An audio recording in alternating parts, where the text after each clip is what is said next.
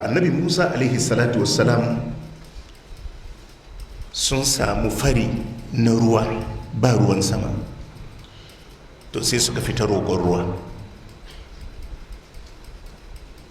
Aka yi roƙo ba ruwa, aka yi roƙo ba ruwa. Allah sai sanar da annabi Musa alaihi salatu wasalam cewa ai cikin waɗanda ake fitowa roƙon ruwan akwai wani garnakakken mai sabon Allah. Allah ya ce in ba ya fita ba zan ba da ruwa ba. Annabi Musa sai ya tashi ya jawabi wa mutane,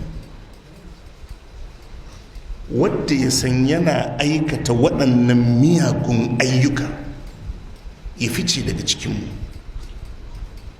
Wannan bawan Allah sai ya yi zugun ya tsaya ya ga ko akwai wani da zai fita, sai ya ga duk taron ba wanda ya fita, sai ya gane fa shi ɗin ne.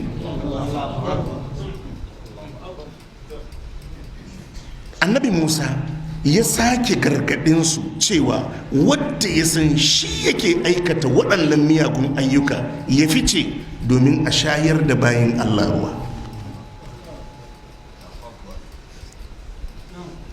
Mutumin nan ya dubi idan ya fita a cikin wannan jama'a,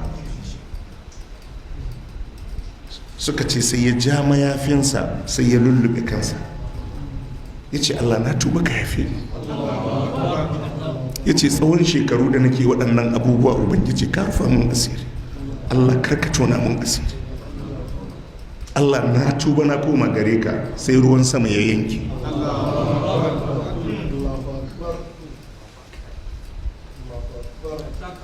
Sai ruwan sama ya yanke ta ko ta ina ruwa. Annabi Musa sai ya ce ya Allah, ka ce mutumin nan sai ya fita a bamu ruwa, muna jira ya fita, bai fita ba ka ba mu ruwa. Ya ce ai dalilin da ya sa na hana ruwan yanzu dalilin ya gushi, ya tuba. Annabi Musa ya ce Allah a nuna mun wannan mutumin mana. Ya ce mishi haba Musa, yana laifin ma ban nuna shi ba, yanzu ya tuba kuma nuna shi. Yana laifin ma ban nuna shi ba, yanzu ya tuba kuma nuna